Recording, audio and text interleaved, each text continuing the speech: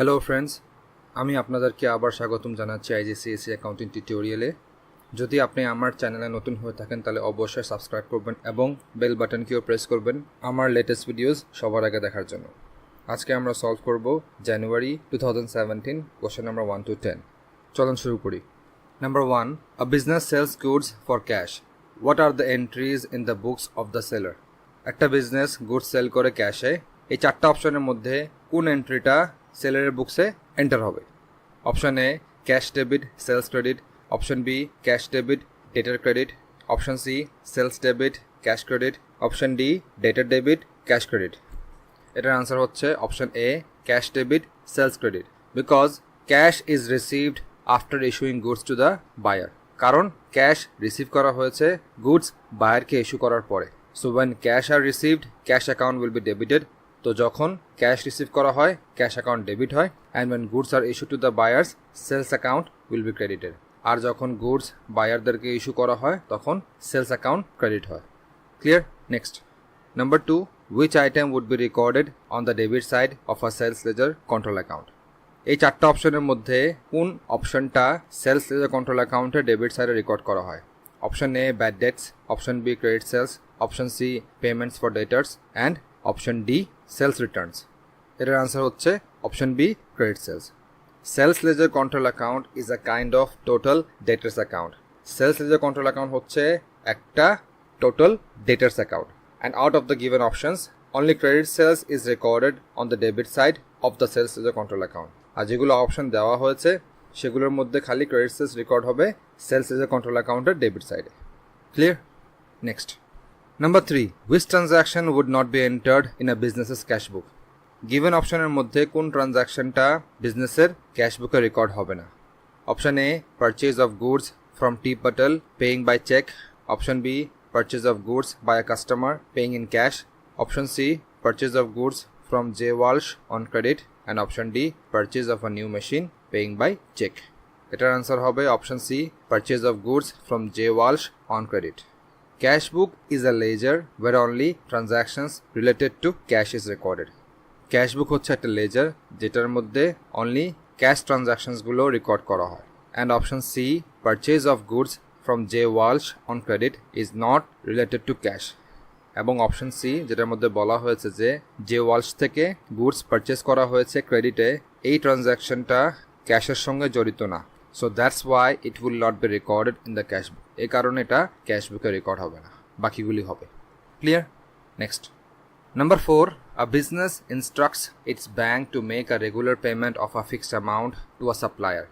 What is this known as? একটা business তার ব্যাংকে ইনস্ট্রাকশন দিয়েছে রেগুলার পেমেন্ট করার জন্য ফিক্সড অ্যামাউন্টের তার একজন সাপ্লায়ারকে। এটাকে কি বলে?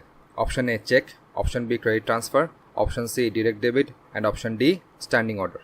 এটার আনসার হচ্ছে option D standing order. Standing order is an instruction to a bank by an account holder to make regular fixed payments to a particular person or organisation. স্ট্যান্ডিং অর্ডার হচ্ছে একটা ইনস্ট্রাকশন ব্যাংকে তার অ্যাকাউন্ট হোল্ডার দ্বারা regular fixed payment করার জন্য একজন ব্যক্তিকে বা একটা অর্গানাইজেশনকে। Clear? Next, number 5, what is the main purpose of preparing a trial balance? Trial balance prepare করা মেইন পারপাসটা কি? Option A balance the accounts in the ledger, option B calculate the amount of profit or loss made, option C ensure the balance sheet is correct, and option D ensure the arithmetical accuracy of the ledger.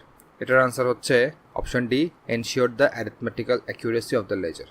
From the options given to select, যেগুলো option দেওয়া হয়েছে select করার জন্য সেগুলোর মধ্যে ledger cannot be balanced using the trial balance. Ledger কখনো balance করা যায় না ট্রায়াল ব্যালেন্স ইউজ করে। Profit and loss cannot be calculated, profit and লসও ট্রায়াল ব্যালেন্সকে ইউজ করে ক্যালকুলেট করা যায় না। Balance sheet cannot be ensure, balance শিটও এনশিওর করা যায় না। ওগুলো অপশনের মধ্যে only one thing can be done, and that is ensuring the arithmetical accuracy of the ledger. লেজারের অ্যারিথমেটিক্যাল অ্যাকিউরেসি এনশিওর করা যাবে ট্রায়াল ব্যালেন্স প্রিপেয়ার করে। Clear? Next, number 6, which of the following errors would be revealed by preparing a trial balance? এই চারটা এরার্সগুলোর মধ্যে কোন এরারটা trial balance prepare করার সময় রিভিল হবে?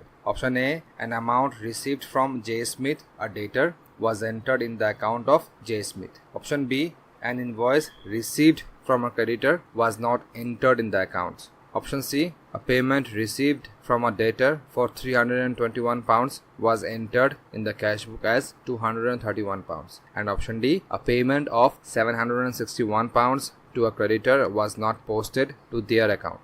এটার আনসার হচ্ছে option D, a payment of £761 to a creditor was not posted to their account. From the options given to select, যেগুলো অপশন দেওয়া হয়েছে সিলেক্ট করার জন্য, সেগুলোর মধ্যে only option D is correct. only option D ঠিক আছে, because for option A and B, কারণ অপশন A এবং B তে transactions are not recorded and trial balance cannot identify any unrecorded transactions. Transaction record করা হয়নি আর trial balance unrecorded ট্রানজাকশনসকে identify করতে পারে না। অ্যান্ড ফর সি এবং সি এর জন্য transaction is recorded but the figure is incorrect. Transaction record করা হয়েছে কিন্তু ফিগারটা ভুল ছিল। As the debit and credit entry is made using the wrong figure, যেহেতু ডেবিট এবং ক্রেডিট এন্ট্রি দেওয়া হয়েছে রং ফিগারকে ইউজ করে, this one will also not be revealed by the trial balance as dual effect is made. এটাও trial ব্যালেন্সের পক্ষে reveal করা সম্ভব হবে না যেহেতু ডুয়াল এফেক্টটা হয়ে গেছে। And for option D, transaction is correctly recorded in the purchases account, এবং অপশন ডি এর ক্ষেত্রে ট্রানজাকশনটা সঠিকভাবে রেকর্ড করা হয়েছে পারচেজারের অ্যাকাউন্টে, but in creditors account it is not posted, কিন্তু ক্রেডিটারের অ্যাকাউন্টে সেটা পোস্ট করা হয়নি। So this will be revealed by the trial balance. এই এররটা ট্রায়াল ব্যালেন্স আইডেন্টিফাই করতে পারবে, বাকি তিনটা না। Clear? Next, Number 7, a trader always uses the diminishing balance method of depreciation for machinery. একজন ট্রেডার সবসময় ডিমিনিশিং ব্যালেন্স মেথড ইউজ করে তার মেশিনারিকে ডিপ্রিশিয়েট করার জন্য। Which accounting concept is being applied? কোন অ্যাকাউন্টিং কনসেপ্টে অ্যাপ্লাই করা হচ্ছে? Option A accrual, option B consistency, option C dual aspect এবং অপশন ডি গোয়িং কনসার্ন। এটার আনসার হচ্ছে consistency. The trader is always using diminishing balance method of depreciation for machinery. Trader সব সময় diminishing balance method use করছে তার মেশিনারিকে depreciate করার জন্য। Here as the trader is using this method continuously to depreciate machinery, এখানে যেহেতু tedder সব সময় এই মেথডে ইউজ করছে মেশিনারিকে ডিপ্রিশিয়েট করার জন্য আর কোনো মেথড না, consistency concept is being applied. এটা হলেই অ্যাকাউন্টিংয়ের কনসিস্টেন্সি কনসেপ্ট অ্যাপ্লাই করা হচ্ছে। Clear? Next, number 8, in the accounts of clubs and societies which term represents their capital? Clubs and সোসাইটিজের অ্যাকাউন্টসে কোন টার্মটা তাদের ক্যাপিটালকে রিপ্রেজেন্ট করে? Option A accumulated fund, option B bank balance, option C subscriptions এবং অপশন ডি সারপ্লাস। এটার answer হচ্ছে অ্যাকুমুলেটেড ফান্ড। একটা ক্লাবস অ্যান্ড সোসাইটিজের অ্যাকাউন্টসে ক্যাপিটালকে অ্যাকুমুলেটেড ফান্ড বলা হয়। Clear? Next, Number 9, at the start of 2016, a club had subscriptions received in advance of £250. 2016 এর শুরুতে একটা ক্লাবের সাবস্ক্রিপশন অ্যাডভান্স হিসাবে রিসিভ করা হয়েছে £250. During the year, subscriptions totaling £8,300 were received. এবং পুরো বছরে £8,300 আরও রিসিভ করা হয়েছে সাবস্ক্রিপশন বাবদ। And a further £345 was outstanding at the end of the year. এবং আরও £345 আউটস্ট্যান্ডিং ছিল বছরের শেষে। What amount should appear in the income and expenditure account for 2016?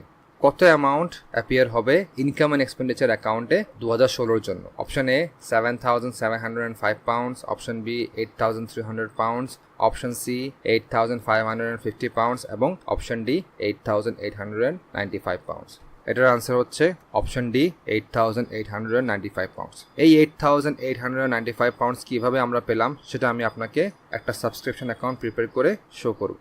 এই হচ্ছে আপনার সাবস্ক্রিপশন অ্যাকাউন্ট। আমরা সবাই জানি সাবস্ক্রিপশন অ্যাকাউন্ট হচ্ছে একটা ডেটার এবং ক্রেডিটের অ্যাকাউন্ট। এই অ্যাকাউন্টের নেচারটাই এমন, এটার মধ্যে দুটোই শো করা থাকে। মেম্বার্সের কাছ থেকে এই ক্লাব কত পাউন্ড পাবে এবং মেম্বার্সরা সার্ভিস বাবদ এই ক্লাব থেকে কত পাবে। বুঝলেন? এখানে দেখেন, যেহেতু এটা একটা ডেটার এবং ক্রেডিটের অ্যাকাউন্ট দুইটাই, এই কারণে ক্রেডিট এবং ডেবিট সাইডে দু জায়গাতেই ওপেনিং ব্যালেন্স শো হয় এবং ক্লোজিং ব্যালেন্সও দুই সাইডেই শো হয়। ক্রেডিট সাইডের যে ওপেনিং ব্যালেন্স সেটা শো করে মেম্বার্সরা সার্ভিস বাবদ কত পাউন্ড পাবে, আর ডেবিট সাইড শো করে এই ক্লাব মেম্বার্সের কাছ থেকে কত পাউন্ড পাবে। যেহেতু কোশ্চেনে বলা ছিল £250 অ্যাডভান্স নেওয়া হয়েছে, মানে গত বছর কিছু কিছু মেম্বার এই বছরের জন্য অ্যাডভান্স পে করেছিল, তাই এটা সাবস্ক্রিপশন অ্যাকাউন্টের ক্রেডিট সাইডে দেখানো হয়েছে, কারণ এই £250 সার্ভিস এখনও মেম্বারদেরকে দেওয়া হয়নি। তো এটা এক ধরনের লায়াবিলিটি ফর দ্য ক্লাব, এ কারণে ক্রেডিট সাইডে ওপেনিং ব্যালেন্স শো করা হয়েছে। তারপরে বলা ছিল যে 8,300 পাউন্ডস আরও মেম্বারের কাছ থেকে রিসিভ করেছে। এটা জার্নালটা হবে bank account debit, subscription account credit. এটা আমরা নর্মালি যে পাউন্ড রিসিভ করলে জার্নাল দেওয়া হয়, কোনো ক্যাশ রিসিভ করলে যে জার্নাল দেওয়া হয় সেটা আমরা দিয়েছি। লাস্টে বলা ছিল যে 345 পাউন্ডস আরও এই ক্লাব মেম্বার্সের কাছ থেকে পাবে। তো এটা এক ধরনের অ্যাসেট ফর দ্য ক্লাব, এই কারণে এটা যখন ক্লোজিং করব এই অ্যাকাউন্টটাকে আমরা, তখন এটা আগামী বছরের ডেবিট সাইডে গিয়ে অটো শো হয়ে যাবে, যেহেতু এই ক্লাব এখনও 345 পাউন্ডস মেম্বার্সের কাছ থেকে পায়। কতটা বুঝলেন যে এই তিনটা কি? আশা করি বুঝতে পেরেছেন। যদি কোনো প্রশ্ন থাকে আমার কমেন্ট বক্সে অবশ্যই কমেন্ট করবেন। এখন আমরা এটাকে ব্যালেন্স করব। এটাকে ব্যালেন্স করে আমরা পাবো 8,895 পাউন্ডস। যেহেতু ডেবিট সাইডে আর কোনো ব্যালেন্স নাই, তো এটা পুরাটাই ইনকাম অ্যান্ড এক্সপেন্ডিচার অ্যাকাউন্টে ট্রান্সফার হবে অ্যাজ কারেন্ট ইয়ার্স ইনকাম। আর 345 পাউন্ডস এই অ্যামাউন্টটা এখনও মেম্বার্সের কাছ থেকে এই ক্লাব পায়, এই কারণে এটা নেক্সট ইয়ারের ওপেনিং ব্যালেন্সে এটা শো করা হবে। যেভাবে এই বছরের ওপেনিং ব্যালেন্স দেখানো হয়েছে অ্যাডভান্স হিসাবে, আগামী বছরে দেখানো হবে ওয়িং হিসাবে। Clear? Next, number 10, the following information was provided for the year ended 31 December 2016। এখানে জিজ্ঞেস করা হয়েছে what was the rate of stock turnover. Option হচ্ছে এ 4.25, বি 7.62, সি 8.5, ডি 16.84। এটার আনসার হচ্ছে সি 8.5। এবং এটা কেমনে আসলো আমি আপনাকে ক্যালকুলেট করে দেখাচ্ছি। প্রথমে আমরা বের করবো অ্যাভারেজ স্টক। অ্যাভারেজ স্টক বের করার ফর্মুলা হচ্ছে opening stock plus closing stock divide by 2। এটা করলে আমরা পাবো 4750। আমি এখানে লিঙ্ক করেছি, আপনারা চাইলে আপনাদের ক্যালকুলেটরে ক্যালকুলেট করে দেখতে পারেন। তারপরে আমরা আসবো রেট অফ স্টক টার্নওভারের ফর্মুলায়। এটার ফর্মুলা হচ্ছে cost of goods sold divide by average stock. Cost of goods sold আমাদের বলা ছিল 40375, আর আমরা অ্যাভারেজ স্টক পেলাম 4750। 40375কে 4750 দিয়ে ডিভাইড করলে আমরা পাবো 8.5। এটাই হচ্ছে আপনাদের rate of stock turnover. Clear? If you like my video, please share with your friends and family, like my Facebook page, subscribe my YouTube channel, and don't forget to press the bell icon so that you can receive notifications about my latest videos. Thanks for watching. Bye bye.